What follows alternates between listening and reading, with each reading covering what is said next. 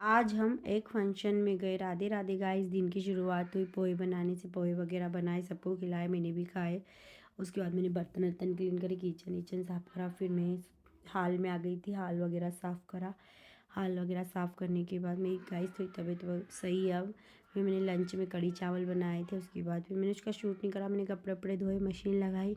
Machine लगाने के बाद गाइस हम शाम को फंक्शन में गए थे। ये फंक्शन अपने धर्म के बारे में था, हिंदू धर्म के बारे में। हमारे यहाँ कॉलोनी में इसकी ज़ोरों शोरों से तैयारी चल रही थी गाइस।